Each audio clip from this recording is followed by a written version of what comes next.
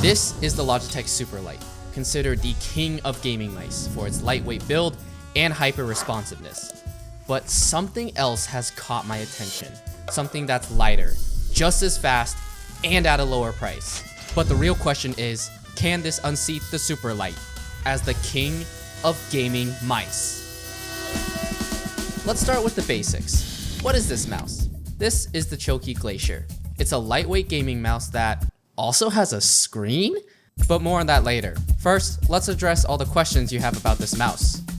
Question 1. Physical characteristics and build quality.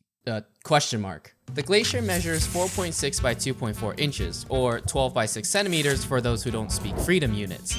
And weighing in at 47 grams, this thing is light. The buttons are actuated using Chilkey's in-house fog blue switches, which are rated for 100 million clicks, and the scroll wheel provides very solid tactical feedback. Overall, it's very well put together with no audible creaks. There is one thing I noticed though. If you squeeze the side of the mouse really hard, it actually actuates the side click button. But in all honesty, you should never be squeezing a mouse this hard. The overall material is matted and grippy, and the skates are also standard PTFE skates that glide quite nicely even on my felt desk pad.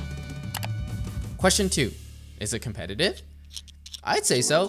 The PixArt PAW 3950 sensor enables DPI up to 30,000 units and polling rates up to 8K. Additionally, the battery life is pretty solid. I did actually get around the advertised 60 hours on 1K polling rate. Good job, Chilkey. Question 3. What grip style is this mouse for? Let's start with hand size. My hands are about 3.5 inches across and 6.5 inches long. I'm a claw gripper and... Yo, wrong gripper! Oh, my bad. And this mouse is so good for claw and fingertip grip styles. I think palm grip can be comfy if you have slightly smaller hands than mine. Question 4. Is that a screen? Yes, next question. No, I'm just kidding. This mouse does have an LED screen that displays your battery life, DPI, polling, and connection mode. Does it give you hacks and make you the best gamer on the planet? No, that's a skill issue. Is it cool AF though? Oh yeah. Okay, so now that we know a little bit about the Chilkey Glacier, it's time to scratch our heads at the million-dollar question.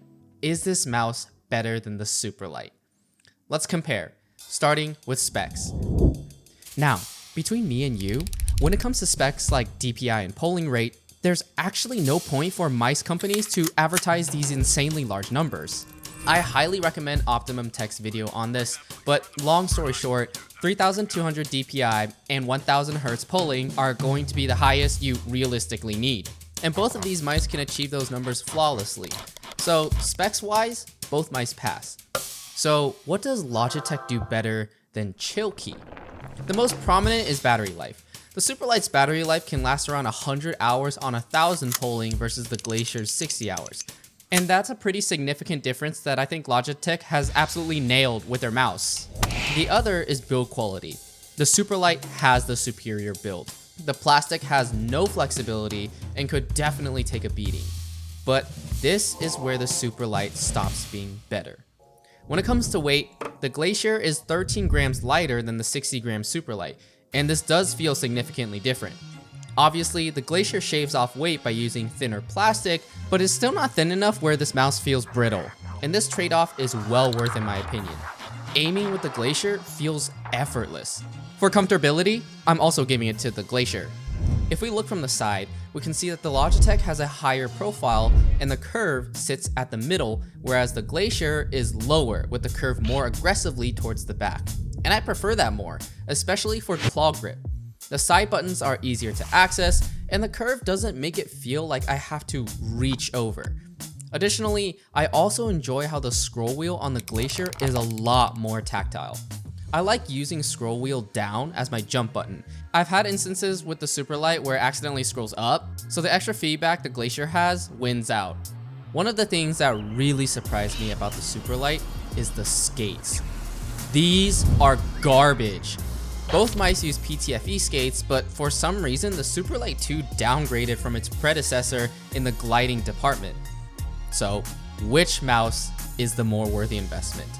The Glacier is to be priced at $99 versus the Superlight at $180. And this is really where I think the Glacier really pulls ahead of the Superlight.